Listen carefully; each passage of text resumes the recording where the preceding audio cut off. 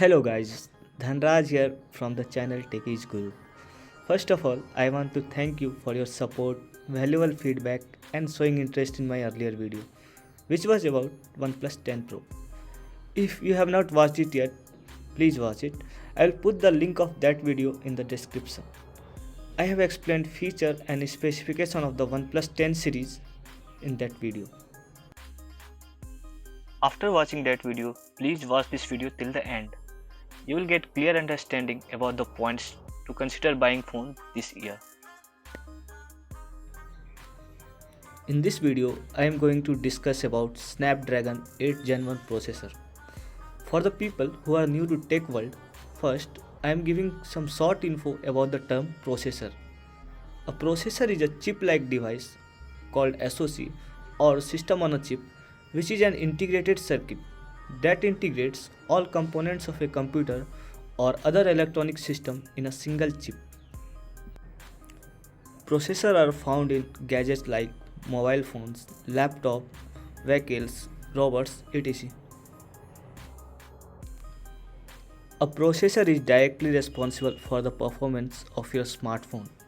The experience of anything you do on the phone, starting from opening apps, browsing internet, playing movies or games, all depends on it. Better the processor, you will get smoother and lag-free experience with this task. Your phone will not hang while performing all these activities. Hence, processor is like the brain of the smartphone. Almost everything you do on your smartphone more or less depends on it. So, whenever you go to buy a smartphone, you should pick the best processor smartphone by considering your money budget. However, getting a high-end processor means investing in an expensive flagship smartphone.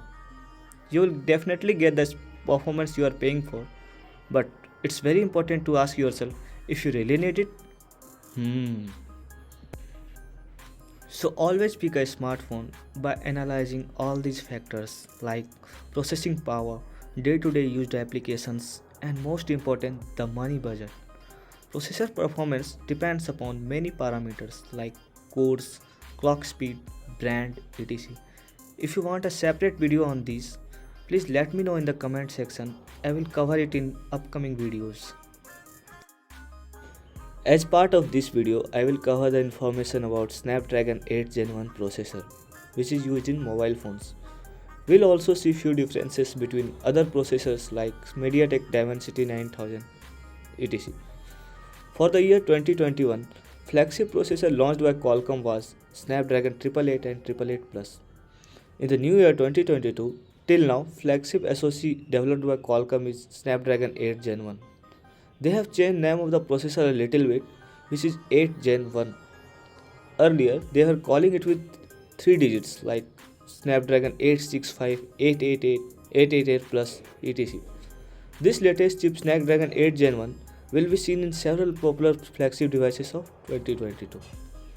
We saw in 2022 that Snapdragon 888 and Snapdragon 888 Plus was only having minor differences, but this latest processor 8 Gen 1 it will be having some advanced feature. Let's talk about CPU and GPU in this segment. CPU used with this processor is of 64-bit octa-core. I will try to make you understand about CPU and GPU architecture in a simple way. So, for task distribution and multitasking, total of 8 cores are allocated with the combination of 1 plus 3 plus 4. 1 core is allocated for high performance tasks, 3 for low performance and other 4 for efficiency tasks. That is, when your phone is idle or not in use, then these 4 cores are used so that energy will be there and phone will not lose battery. Let's find out more details about these cores.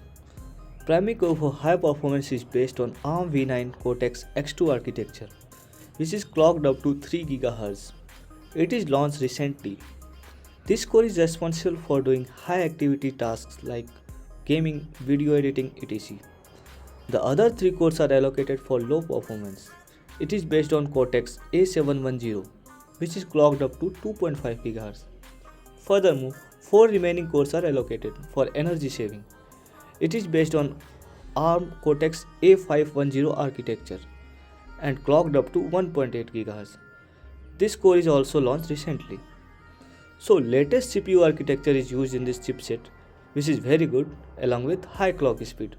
So we can expect high performance from it. Coming to the GPU, they have used Adreno GPU this time. It is based on 4nm architecture and having 30% graphics boost. So GPU is also more powerful now as compared to older processor. We can expect good performance from it. In terms of RAM support, it seems they are lagging behind this time from other competitors because they are giving maximum RAM support of LPDDR5. But in MediaTek Dimensity 9000, there is support of LPDDR5.X. In 8 Gen 1, maximum RAM support is LPDDR5 with clock speed of 3200 MHz and up to 16 GB RAM memory. So RAM support is good, but they have not used the latest version of it, which is LPDDR5.X. For the first time, 18-bit triple ISP is present. ISP is image signal processor. It is a type of processor used for image processing in cameras or other devices. Triple ISP means it can process 3 camera streams simultaneously and is capable of processing up to 3.2 gigapixels per second, which was never seen before. A dedicated bokeh engine for 4K video capture, always on camera, and 8K HDR are some of the key features that will differentiate the Snapdragon 8 Gen 1 powered Android smartphones from other competitors.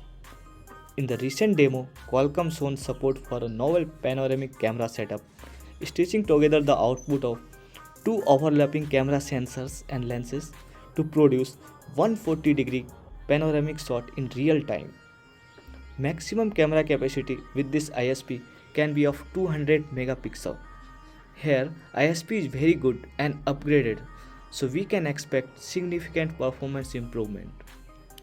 There is also a new separate ISP feature that enables an always on camera setup that can run constantly while consuming very little power. It can be used, for example, to automatically lock your device and when your face is not looking at your phone. Regarding the video capturing capability of this processor, it can record 8K HDR at 30 fps frame rate, 4K at 120 fps. You can record super slow-mo video with this FPS. So video capturing is going to be superb. Regarding the display support provided by this processor, it has support of maximum on-device 4K support without any upgrade with 60Hz refresh rate. With a device having 2K display, you can have maximum up to 144Hz refresh rate. That is very impressive. But here also Qualcomm is behind Dimensity 9000. So display quality is good here with Gen 1 but not the best. If you talk about the storage type, almost every type of storage is supported up to UFS 3.0. So there is no any deduction in terms of storage with this processor. Coming to the modem support and connectivity section, Snapdragon X65 5G is supported as part of network modem. It is a 5G modem. It handles mmWave and sub-6 frequencies. Download speed is up to 10 Gbps and upload up to 4 Gbps, which is quite insane. With this upgraded dual mode modem, you will get good download and upload speed. You should not get any complaint regarding modem functionality. Gen 1 supports Wi-Fi 6 and 6E. With Wi-Fi, maximum download speed is 3.6 Gbps. Bluetooth 5.2 version is supported with Gen 1, which is not the latest. Bluetooth 5.3 is the latest version and is available with MediaTek Dimensity 9000. Overall, if you see, we are getting good and energy efficient processor with 4nm architecture. It should give good performance.